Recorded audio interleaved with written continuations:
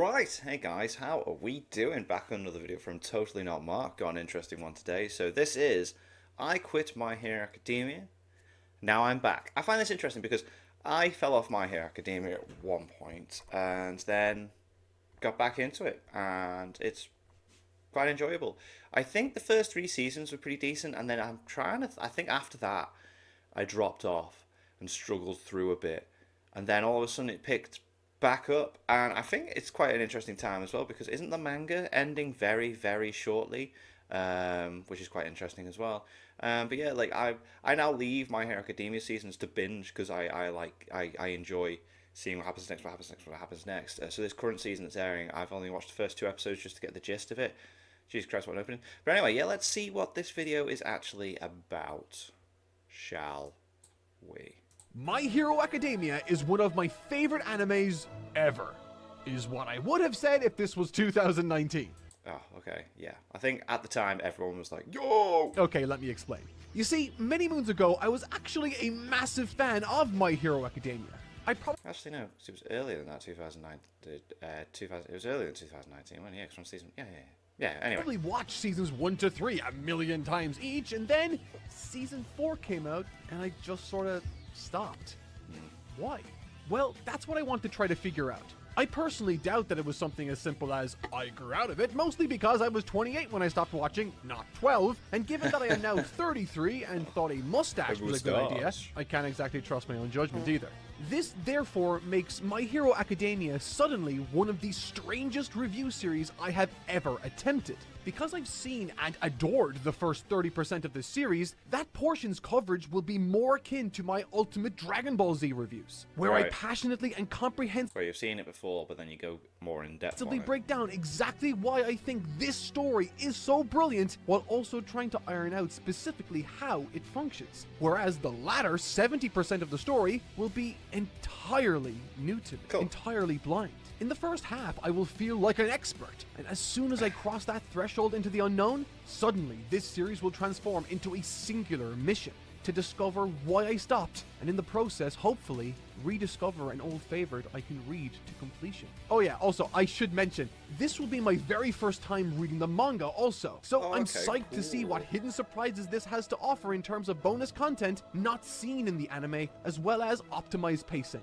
Same here, yeah, I'm anime only, so it'd be very cool to see what was potentially not thrown in.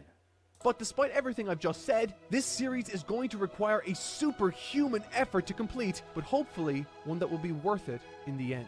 I'm Totally Not Mark, and this is my attempt at going plus ultra for Kohei Horikoshi's super-powered shonen smash hit. This is my review for My Hero Academia, Season 1.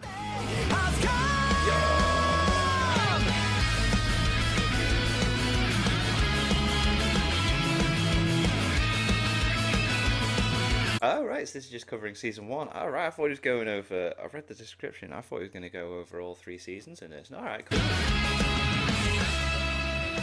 While I can't recall why I stopped keeping up with My Hero Academia, I can, however, still viscerally feel why I fell in love with this story in the first place. Brilliant. Simply put, because it felt real, true to life. Now that might seem like a bold statement to assert at the forefront of an academic analysis of a superhero-themed traditional shonen, but believe it or not, that statement rings true no matter if the subject is Citizen Kane, My Neighbor Totoro, or indeed My Hero Academia. What bonds us, everyone, to these great stories oftentimes isn't the fantastical, but rather a hidden element within that we recognize in ourselves. Sometimes this ingredient can feel empowering. Sometimes it can make us feel deeply uncomfortable. But it's that ingredient, that added relatability that transforms a collection of meaningless words into a story that moves millions around the world.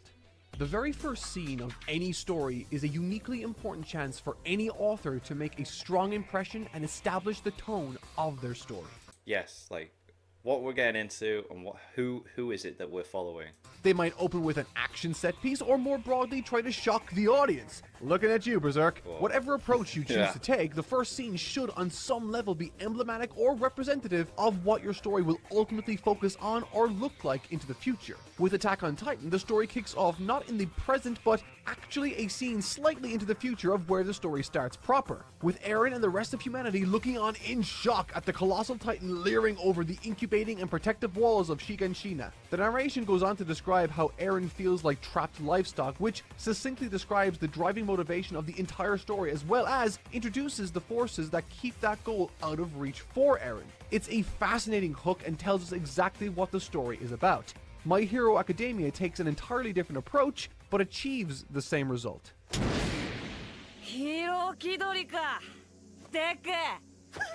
In the manga, the opening scene is one singular page, and in the anime it occupies less than a minute of screen time. But with it, Horikoshi emphasizes that while superpowers are going to be a component of this story, they won't be the focus. On this opening page, Midoriya helplessly tries to defend a kid from figuratively and literally more powerful people than himself. And alongside that visual, Horikoshi houses the text, "People are not born equal," creating a somewhat cynical atmosphere.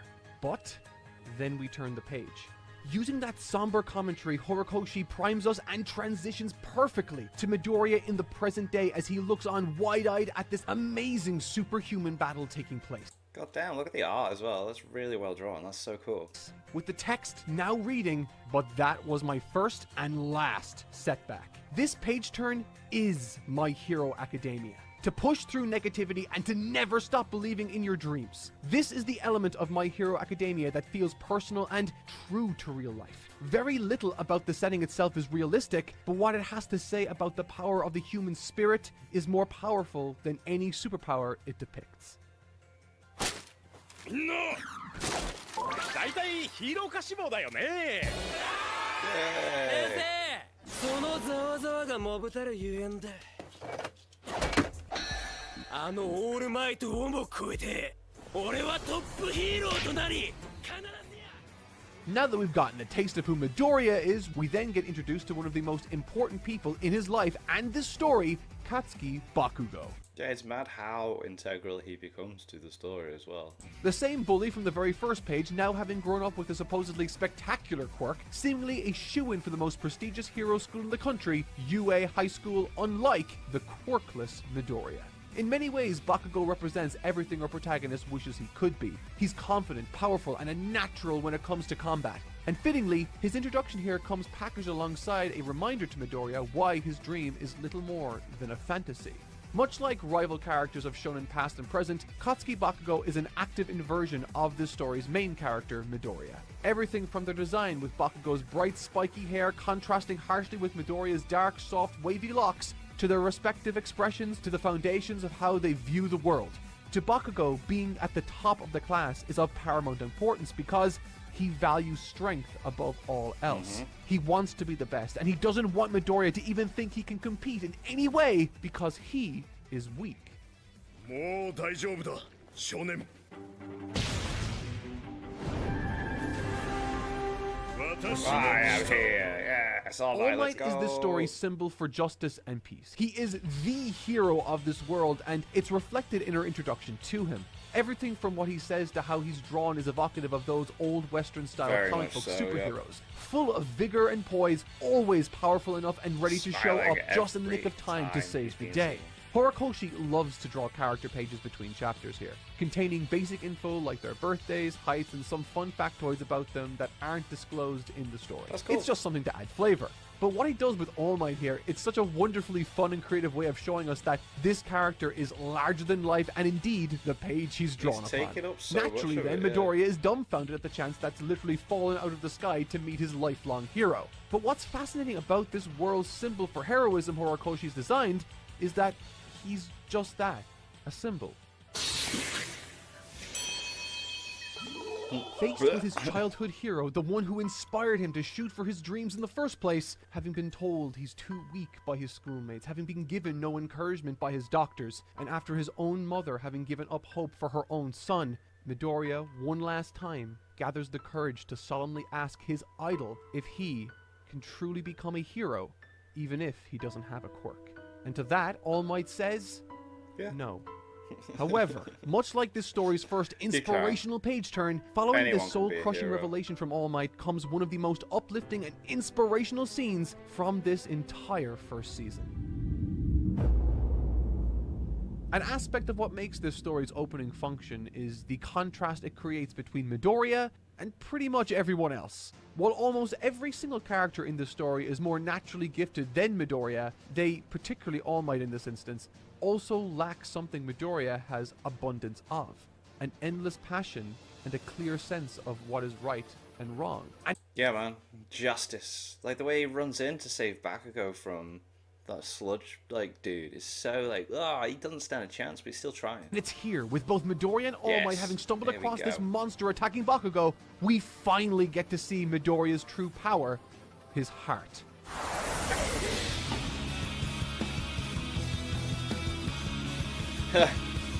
There goes my hero.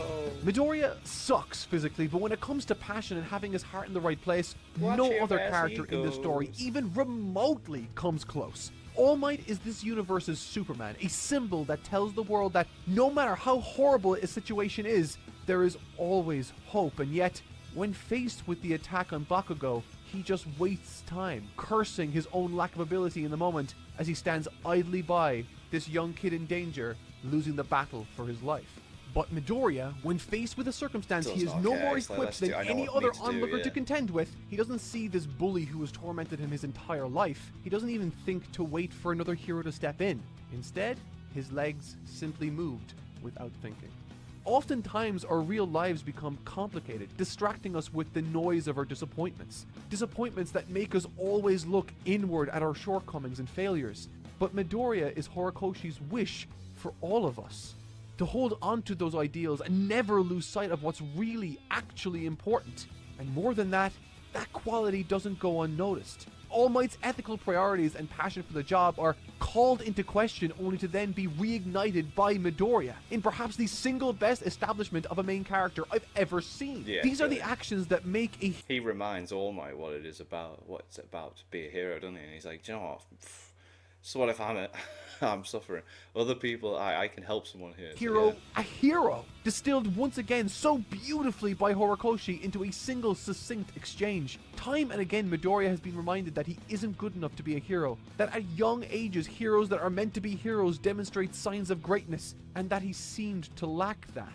But now, walking home, Midoriya, dejected, is confronted once again by All Might, who begins to say that very same thing he's always heard, only this time... Hell yeah, you can. It's at this moment I want to draw your attention to something I have purposely avoided pointing out. Something that has already been alluded to both in the manga and in the anime. And that is that this entire story has already happened. That what we are seeing through these text boxes are not current events, but a retelling of a certain story from the point of view of the world's strongest hero. And that hero is Izuku Midoriya. This is unquestionably a near perfect opening to the story, one I would dare venture to say couldn't be made better. Entirely emblematic of what is to come, beautifully illustrated, powerfully expressed, and profoundly emotional. And to think we're only just getting started. So, we've explored what makes someone, anyone, a hero. Powers or not, which is such a wonderfully inspirational note to conclude this introduction with. Comforting and evocative of the many superhero films produced in the West today, like Captain America: The First Avenger. However, I think the direction Horikoshi took this series in comparison to Marvel's approach with Captain America strikes at the core of what sets this series apart. While I adore Steve Rogers' story, Midoriya doesn't simply get into a machine and come out the other end jacked to the nines. Instead, he has to train intensely for 10 whole months, yielding admittedly stark but still modest results compared to Captain America and to where he needs to be in order to wield this power he's been given. Which brings me nicely to my next point. I think this decision to have Midoriya's quirk be one that he inherits rather than be something he's born with or can call his own was an inspired choice. Naturally, it comes packaged with the standard learning to use your powers stuff that all superhero movies do, but what I found interesting was how this learning curve was approached in the story and how it almost ends up defining Midoriya's character. When Captain America emerged from that machine, at first he's a little awkward, but within minutes comes to grips and starts to feel one with his new power set. When it comes to Midoriya, however, and his first use of his powers, he really this struggles isn't with the it. case. Bloody hurts himself. The entrance exams of My Hero Academia are of paramount importance for Midoriya to achieve his dreams. But there's more writing on his success here too. He's been given an incredible mantle to carry, and with it comes certain expectations. He doesn't just want to become a great hero, he needs to carry on All Might's legacy. And to do that, he needs to pass this test, at the very least, one he clearly is not prepared for. Where Captain America's first chase scene allowed him to demonstrate his physical prowess with confidence and grace, eventually, Midoriya's flaws are exposed like a nerve in this exam, not the least of which being his lack of self-belief and confidence, traits which led to others disregarding his presence early on like Bakugo and Ide, and in him accruing 0 villain points by the time the clock runs out. However, that wasn't the only way one could gain points in this exam. Saving someone and being a hero. Where Captain America successfully chased down an enemy, Midoriya saved a young girl's life, Uraraka, from an enemy everyone was told was worth 0 points. With dwindling seconds on the clock, Midoriya sacrificed his remaining time and health to make sure this young girl was safe. Yep. What I love about this is that, the right yes, thing. it wraps up Midoriya's entrance exam with a thematically appropriate twist that suits his character, but it also exposes a growing sense of imposter syndrome he needs to contend with, constantly referring to All for One not as his power, but instead a borrowed power.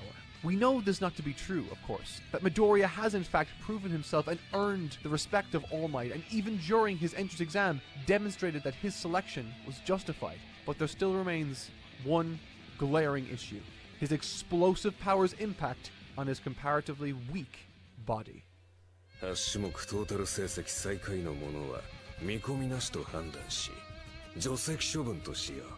Ooh, hello, attention. damn. So, now that we're in school, finally, Let's raise the stakes. I want to take this as an opportunity to divide the remaining portion of this season and video into 3 distinct sections, or rather events. These 3 events are the Quirk Assessment Test, Battle Training, and finally, the Rescue Training. In addition to offering exposure to the secondary characters, villains, and the growing weight of responsibility Midoriya needs to shoulder, all 3 of these upcoming scenarios serve unique purposes within the story. First up, the Quirk Assessment Tests.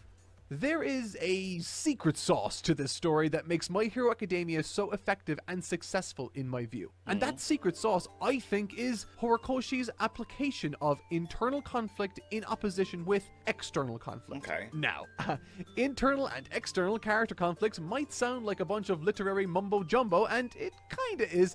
Not really. Like your internal thoughts, your doubts, and then your actual physical approach to stuff, isn't it? But in reality, it's a very simple, common, and helpful concept to recognize. External conflict is the easiest of the 2 to understand. This is the struggle that occurs between a given character and an external force. For the likes of Goku on Namek in Dragon Ball, the external conflicts he needed to Frieza. contend with were Frieza and the planet itself blowing up. Rip Goku. JK, not really. Yes. Internal conflict, on the other hand, is still simple but a little more abstract. This is the struggle between a character's emotions, values, desires, and traits that might stop them from achieving their goal. To borrow an example once again from Dragon Ball, when introduced, Vegeta is a character that believes strength is by far the most important aspect in his life. That is until something changes within him during the Cell and Android arcs. He no longer only cares about power, whether he wishes to admit it or not. He starts to care about his family. This internal conflict within Vegeta manifests as harsh scrutiny directed towards his son. However, as the story progresses and the external conflict intensifies, this internal conflict Vegeta's been trying to ignore suddenly, and without warning, explodes due to that intense external My conflict. baby boy! In the case of Vegeta, this results in a stunningly Sorry. powerful and tragic Whenever I see that clip, that's like one of my favourite moments from Vegeta from Dragon Ball Z Abridged, where Trunks gets shot and it's just, "Bye bye bye bye!" marriage of these two areas within the story, compounding and complementing each other. It's why the moment is awesome. However, during this assessment test, Horikoshi uses this approach to achieve a very different atmosphere. Again, much like the prior example, the external conflict is clear. Each student has been tasked to use their quirk to help them complete a list of physical challenges. Their performance in these challenges will earn them points, and at the end, whoever places last or doesn't show promise, Aizawa says, will be expelled, thus ending Midoriya's dream before it even began. Okay, so why does this create external conflict? Well, as we've seen, Midoriya sucks. He's a glass cannon. If he uses his quirk even once, his bones... If you've not seen the It's Always Sunny in Philadelphia episode of that moment is brilliant. will stop doing what bones are supposed to do. I've broken every single bone in my hand. If he uses his powers, he can't perform any other challenge, and if he doesn't use his powers, he'll fail anyway. All the while, the others, well, they seem to be doing just fine. On our way it goes. 705.2 meters. That is just shy of 7 American football fields and almost 3/4 of a kilometer. Whoa. Okay, so this cautious approach isn't going to work anymore. His current scores are abysmal, and much like the Kaioken from Dragon Ball Z, Midoriya has no other choice than to dig deep and to bet it all on one last full power Hail Mary throw. No. No. The internal conflict of Midoriya is simple. He desperately wishes to be the world's greatest hero and to make All Might proud. But after years of being made an example of, being told he was less than and that he can't achieve anything, he thinks of himself as a failure. Someone unworthy of this, quote, borrowed power, as he calls it. And this is the first moment where the external world so perfectly targets Midoriya's sense of inadequacy, as Aizawa is the first character to reveal to Midoriya that he knows where that power really came from, and through doing so, raises a vital point. If Midoriya wants to actually become a hero, he can't rely on one strong punch that renders him a liability to those around him afterwards. There won't always be nurses in the big bad world after all. In other words, Aizawa in this moment draws our attention to Midoriya's internal conflict. Midoriya Izuku, お前の力じゃヒーローになれないよ.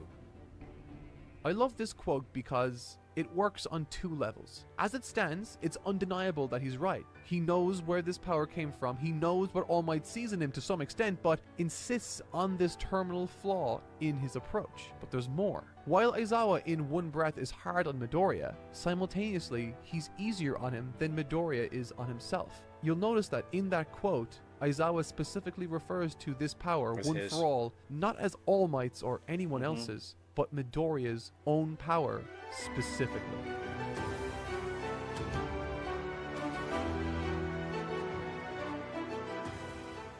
This is the payoff to this conflict within Midoriya's mind, at least for now. He doesn't need to rely on natural ability like all the others he admires do. Instead, he can find solutions to these impossible problems using what makes him special. His ability to think outside of the box, his ability to strategize, and leave everything he's got out there. Yeah, because he's a clever guy. Like we established it from the beginning. He has all his notes and everything on how like superpowers work and everything. He's a clever bloke, clever guy. He got brains. Use them. 705.3 meters is the result. 10 centimeters farther than Bakugo's. Yeah, he may have placed last overall still, but as Aizawa said, he's not entirely without promise.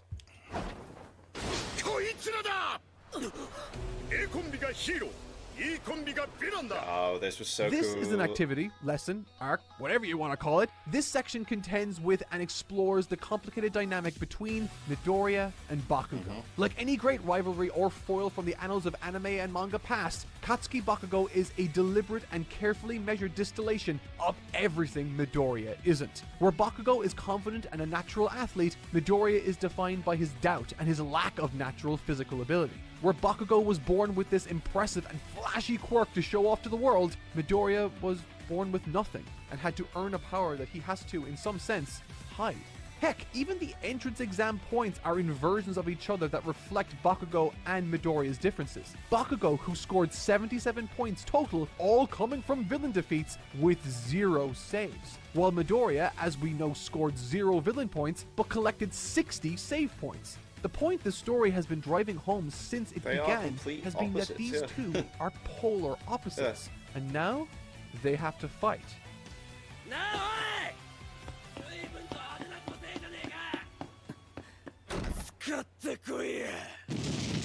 But here's the thing. What I just said about Horikoshi depicting these two conflicting characters as total opposites doesn't paint the entire picture.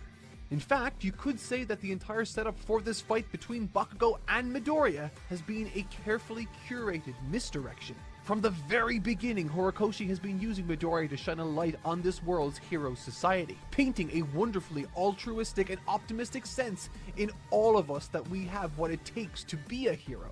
However, quite ingeniously I think, while all of that was being shown to us, because we've been following Midoriya's character, we've only really seen the world through his point eyes, of view. yeah. And because of that, what Midoriya sees as good, we see as great. And when something bad happens to him, we really feel that also. And while that approach served as a terrific vehicle to introduce this world to us and expand the scope of what a hero means in this story, it simultaneously narrowed our point of view about who should be a hero in this society. In other words, Horikoshi intentionally created a bias within us, a bias that paints some as always correct and others as entirely wrong.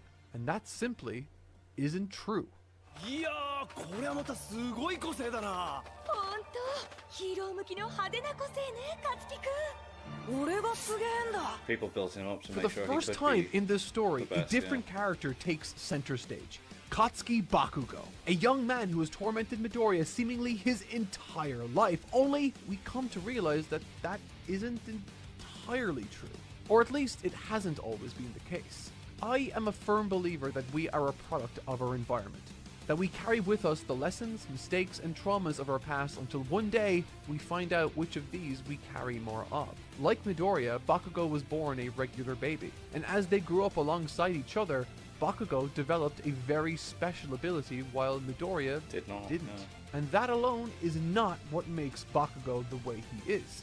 Gifts alone are not what makes people who they are. People are. From as young as a toddler, Bakugo had been shown friendship and praise for being gifted, the best. His teachers, his friends, and everyone in his life have treated him as if he was special because of these gifts. And in a way, that's not fair. Not for Midoriya, any of the other children in the class, and least of all, Bakugo. When we're kids, it's up to the adults in our lives to instill within us the principles and value systems that ultimately shape who we become. Value systems that determine how one feels happiness. And if we're taught superiority is to be praised, then naturally, that must mean inferiority is to be looked down upon. And he's not meant to say. Never in his entire life had anyone looked at him like that. Sympathetically, concerned. It's pathetic. People that are amazing, those who are the best, gifted individuals who are supposed to be great heroes, don't need help. Least of all from someone weaker than anyone else they know. Bakugo's anger towards Midoriya isn't random. He's not some two-dimensional bully archetype rooted in vapid and shallow reasonings like a vague annoyance over what he's wearing or how he looks or something. It's an intense, almost panicked reaction spurred on by what everyone has told him was important to his entire life. And so, if Midoriya could do that with one finger, that surely must mean that all through his life, Midoriya has been going easy on and showing sympathy towards Bakugo, underestimating him, thinking of him as lesser, like he did to Midoriya. The conclusion to this fight is spectacular, but perhaps not for the reasons you might think. In the anime, the music, the animation, the whirlwind of emotions it offers paints a triumphant moment. But when I read the manga, I realized something. Without all of that flashy animation, without that inspirational and triumphant backing track, this scene is about complete and total failure. not just for Bakugo in that his team literally failed in what they set out to do, but also as a personal failure for Midoriya, as well as a professional failure for All Might. Bakugo's internal conflict concerned his own ego, with his desire to confirm and cement his status atop this pecking order when it came to Midoriya. Whereas Midoriya's struggle, similarly, was that of a kid suffering from guilt, but one who too needed to prove himself against someone he admired, like Bakugo. So due to taking his eye off the ball, Bakugo cost his team the challenge and in the process failed to defeat Midoriya also. All the while, Midoriya, while his team technically won, he too failed to rise to that occasion and defeat Bakugo, and once again in the process destroyed his own body. In both of their eyes, this is nothing more than an abject and total failure. And what's more is, this battle shouldn't have even been allowed to escalate in the first place. All Might, as the only teacher and tenured pro hero present, despite what he was seeing, allowed the fight to go on for far too long. And not because he thought it was best for everyone involved, but because he believed it was what Midoriya wanted. Following this defeat, disillusioned and on the verge of a mental breakdown, All Might recognizes but doesn't give Bakugo the guidance he clearly needs in that moment. Despite outwardly explaining to Midoriya that he can't show favoritism, it's clear that, at least in this situation, he did. Yeah. Whether it be due to subconscious favoritism, Midoriya's disproportionate access to All Might, or whether it simply be an unfortunate byproduct of his dwindling ability to sustain that superhuman form. Regardless of all that, what Bakugo will take away from this, and it's honestly hard to blame him for it, is simply a reinforcement of his own old toxic worldview. That the very best get the tutelage and attention of All Might, and those who fail, like him, get ignored and forgotten. By the time All Might does eventually get around to offering Bakugo the guidance he knew he needed, it was too little, too late. 言われなくても俺はあんたをも超えるヒーローになる。あれ? When Midoriya reveals his power to Bakugo and the shortcomings it has, what I believe Bakugo is actually hearing in this moment is something akin to what Midoriya said in his own mind during their fight. That if he were to have gone all out against Bakugo, he could have killed him. Yeah. In other words, once again, all Bakugo hears is that he's not the best, that he's less than. After waltzing through middle school as the unquestioned best and after setting the high score in the entrance exams, since entering UA, he has received nothing but constant reminder after reminder that he is not only not the best, but he might not even come close. However, while it's difficult to conceive of a more humiliating and traumatic introduction to UA for Bakugo, our shortcomings are not what ultimately define us. It's how we react to and recover from the pressures and failures we experience that determines who we are. While Bakugo is incredibly flawed and misguided, this section does a wonderful job in demonstrating that these flaws largely come from places he couldn't carry the entire blame for. And more than that, proves that while there is a great deal of difference between both Midoriya and himself, the most important elements that make these characters who they are couldn't share more in common. Bakugo and Midoriya's suffering and struggles aren't tied to who or what they are as people, but rather are the catastrophic and irresponsible results yielded by the words that both boys have been fed across their entire lives. Midoriya in that he was told he couldn't ever succeed, and Bakugo in being told he couldn't possibly fail. Like Midoriya, Bakugo has an untethered and limitless determination to become a great hero. And so, while they are polar extremes certainly, they are both very much two sides of the exact same coin. Definitely. Go, let's go.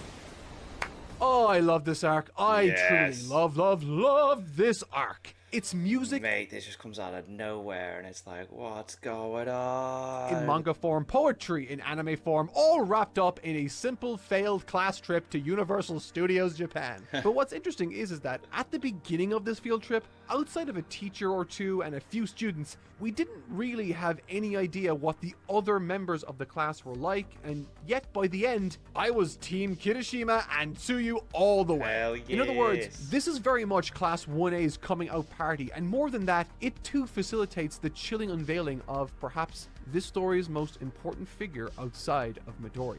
And so, when this arc began, Horikoshi had two problems to solve for. Problem 1. How do you make people care about such a long list of characters they don't even know? And 2. How does one give all of these characters no one knows about a compelling role in this story all at once? So, how did he solve these problems? Well, funnily enough, had I rewatched the anime for this review, the answers to these questions may very well have eluded me entirely. Thankfully, I'm a nerdy manga boy, and Horikoshi is a giving god. You see, the character sketches that divide these chapters often come packaged with some useful insights into their original intended purposes. Frequently, Horikoshi will reveal significant changes he's made to their original design and purpose, like Bakugo, who was originally planned as an upbeat but obnoxious genius. He even drew what his face would have looked like. Oh god, kill it with fire. Thank Christ we didn't go that direction.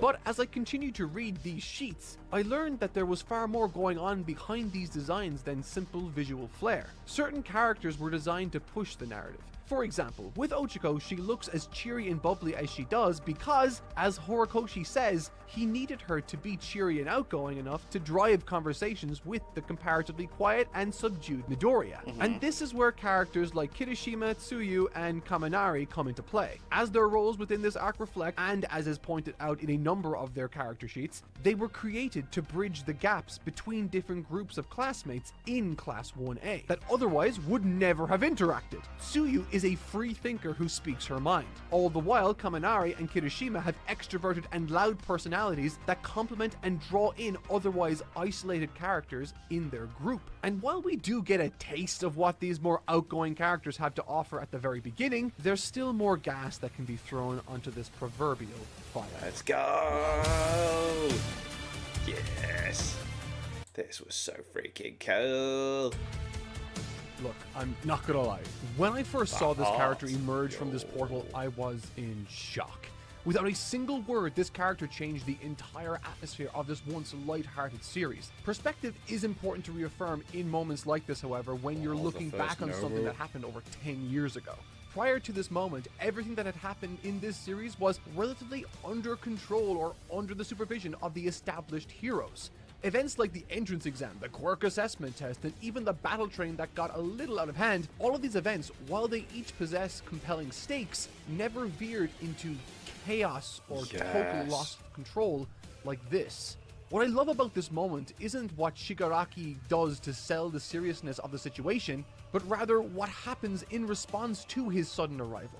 Emerging from the warp gate, a lesser writer would rely on Shigaraki's own words to convey just how dangerous the situation has become, like a classic villain announcing their arrival in some sort of boastful fashion. But the trouble with that approach is we don't know who this character is or why we should care. But if someone we do know, someone who's normally extremely calm and professional like Aizawa, just suddenly panics and he's like, whoa, suddenly begins to bark orders and jump into action, the tension. Well, that would shake the once thought to be stable foundations of this established series. There are moments when you're a kid when you realize that your parents cannot protect you from everything, when you need to either sink or swim, or rather, in the case of Shigaraki, die.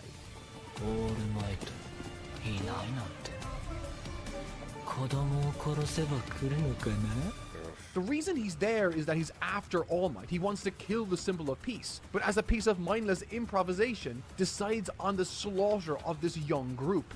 Never have the stakes even approached this height, but this is also the moment we realize what everyone is truly training for. Not to be better than each other, not to defeat giant robots or past training sequences. This is the end goal, and they are a far, far stretch from reaching that goal. And ironically enough, this sudden dangerous ambush only further drives home the lesson these kids need to take away about this rescue mission exactly. That it's not about defeating or incapacitating your opponent, but rather prioritizing the safe and timely rescue of those who need it. This is then reinforced by Aizawa's reaction to defend and buy time. This is reflected in 13's guardianship of the children, and as Kurogiri, the swirling dark cloud of Warp Gate approaches, announcing to their faces that they are there to kill the symbol of peace, Midoriya is entirely caught off guard.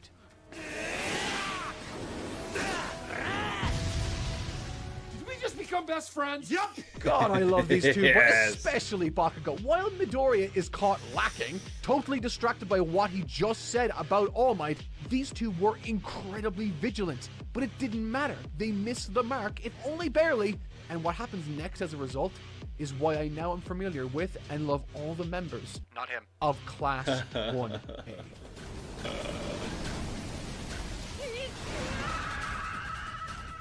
I'm not going to go through each of these individual conflicts in tremendous detail, but I do want to examine why these pairings work.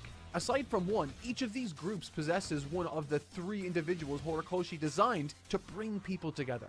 Tsuyu rescues Midoriya and creates space for him to think and actually problem solve for their current situation. To be quite honest, this might be some of Midoriya's best examples of deductive reasoning. With the help of Tsuyu, he accurately identifies what the villains know about them, which is nothing, what their plan of attack is, and how best to escape while making use of everyone's power sets. Importantly, not reducing himself to a liability afterwards, which was important, and sticking closely to the goal of the lesson coincidentally. It's an incredibly tight scene and one of the most underrated in this section in my view.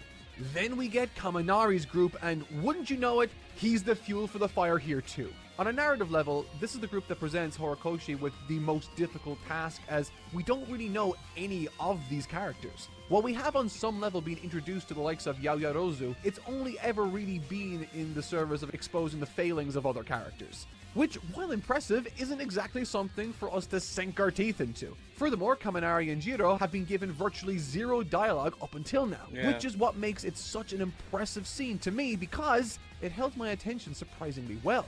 Within the span of only a single page turn, Horikoshi establishes the situation, Kaminari's personality type, as well as his powers and their shortcomings. That's very impressive to be able to do that in just 1 page. Like, we get to know the character straight away. That's class. Which then creates the opportunity for the comparatively level-headed duo of Jiro and Yaoyarozu to take action and problem solve.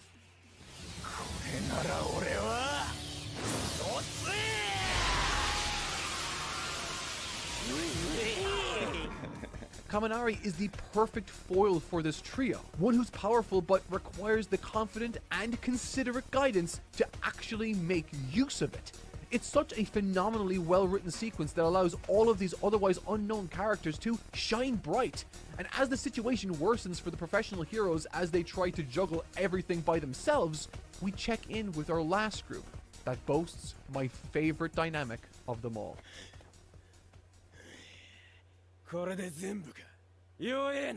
In the context of this story, Kirishima is the single most important character to Bakugo. And I dare to say, even more important mechanically speaking, than Midoriya. Since arriving at UA, if you think about it, compared to how he used to express himself in middle school, Bakugo, outside of a few aggressive, seemingly mindless assertions, hardly speaks at all anymore. Even on the bus ride to USJ, the little he did say resulted in him being teased and bullied by the class. He's not in a good spot, but in this scene, Kirishima demonstrates his true value as a character, expressing his concern for others, the responsibility that he feels they have to protect those that can't attack, and that they should go back to 13 right now. Bakugo follows this with a typical Bakugo response, citing that Kirishima can go off and do what he likes. He's going to go beat the crap out of the warp guy. This is where Bakugo would usually stop talking, but Kirishima, unlike all the others, challenges him and allows us to hear Bakugo's reasoning. And this reasoning isn't spurred on by ego or rage or anything we've come to expect from Bakugo, but rather careful strategy with consideration taken into account for others already. And none of this would have been apparent or possible to hear without Kirishima's involvement.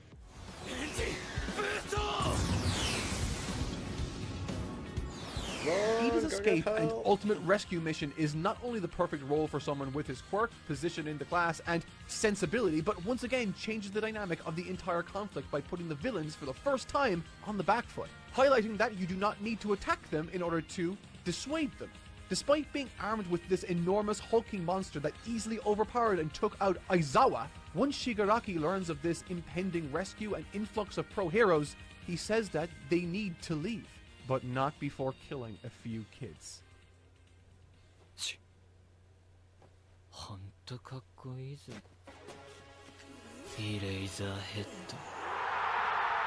Holy shit, okay, I love this damn character. I didn't get the chance to talk about this when his power was initially revealed, but holy fucking shit do I love Aizawa.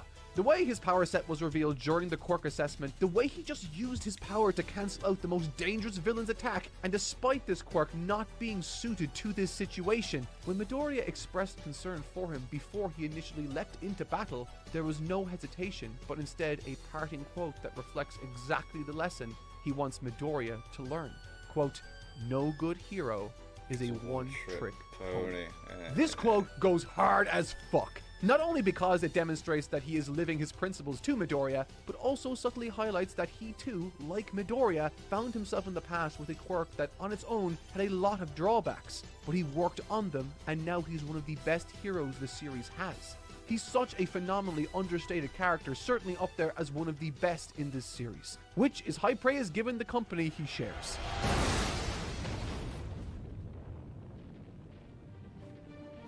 Alright.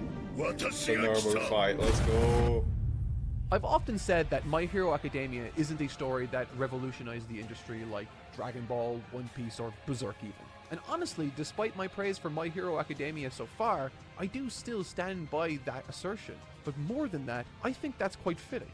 For My Hero Academia to be a story that has studied and learned from all the greats that came before it is nothing short of poetic in my opinion. Following All Might's uplifting arrival, I couldn't help but think that this reminds me so much of Goku's last-minute return to save his friends on Earth towards the conclusion of the Saiyan arc. And at first, it does feel very reminiscent of that.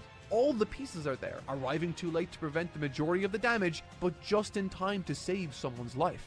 That is, until the mood changes, and then you realize it's actually the total opposite of that scene. And I think that's intentional. Where Goku shows up and overwhelms his opponents with his abilities, All Might, the hero who dons a big bright smile, arrives for the very first time with a grimace. Despite the action having not even begun, he's already fighting with borrowed time. In no fit state to clash with a formidable villain, let alone several, including this savage Nomu. In the manga, there are panels prior to the fight even beginning where his body is visibly shaking. Shigaraki even recognizes that he's not as fast as he once was, that he could be getting weaker. His arrival is certainly a welcomed relief, but it too comes with a healthy amount of tension. And for me, the greatest source of tension during this battle stems not just from the conflict taking place, but additionally within Midoriya yet again. While all the students gleefully look on in blissful ignorance of what's taking place, Midoriya is the only one who knows the reality of the situation.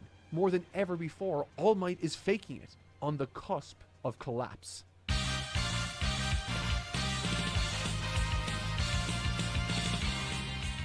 I don't think I need to tell anyone that the fight itself is obviously a highlight for many.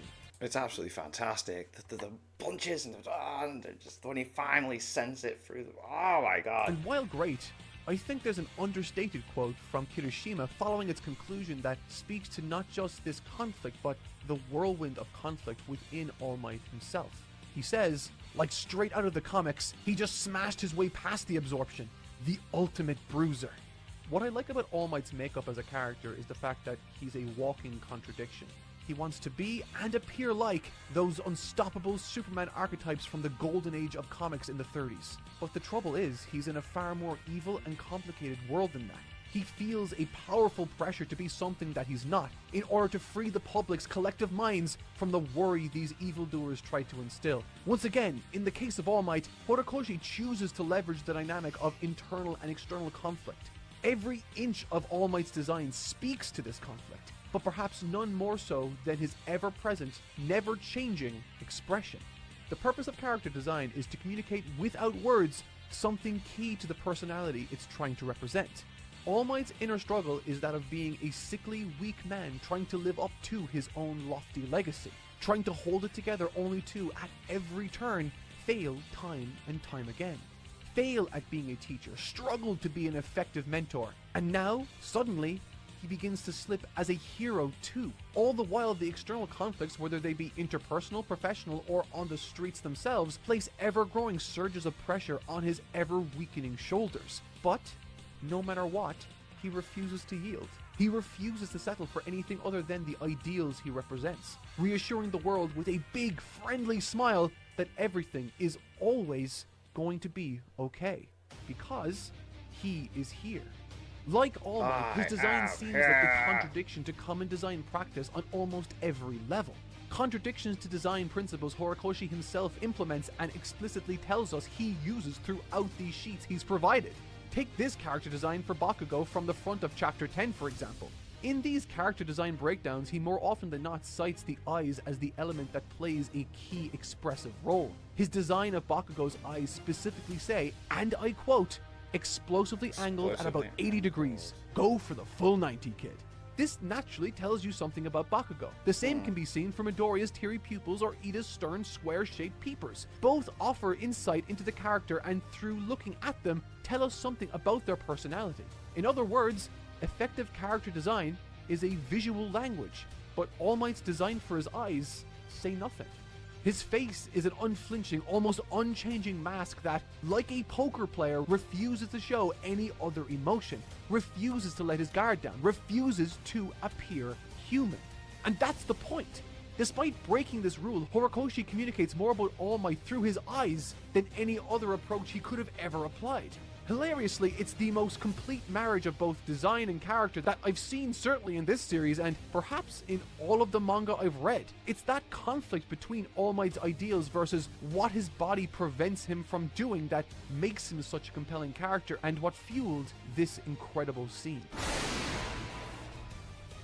Going through and studying this series has opened my eyes to how much subtle brilliance was behind this first segment of the story, leading me to appreciate it more than I perhaps ever have in the past. And my hope is that with my coverage of Season 2 and beyond, that will continue. As always, I've been Totally Not Mark. I'll see you all in the next arc, and thank you so very much for watching.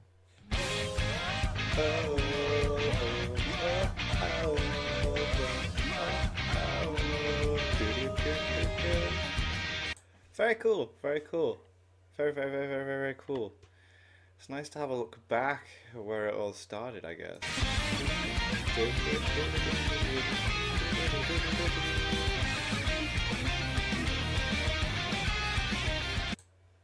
Very cool. Awesome. So I thought that was going to be a look at the first 3 seasons, but it was more of an in-depth review of Season 1, so that's cool. So, like, this should be hopefully a weekly thing that we can check out. That'll be boss. That'll be really interesting. I like, as well, like I said at the start, that Mark's looking at the manga panels as well, so we're seeing little bits that were potentially left out, little internal dialogue, actual external dialogue, a little bit more in-depth look at the character, why they are acting the way they are, how certain characters are introduced, why it works, and then the little extras of like the character pages in between and stuff that we don't get from the anime.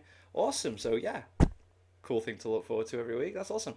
Thank you to my patrons. If you want to have your name at the end of every video and want to be able to watch Patreon-only reactions, such as the original Dragon Ball series, links in the description to the Patreon page. $1 a month is all I ask to help support the channel. It is greatly appreciated. Thank you for that. Thank you all for watching. What do you guys think of that? What do you guys think of this? Click like, subscribe if you haven't already. Leave comments down below. Let me know what I should watch and discuss in future videos. And I'll see you guys, all you guys, next time.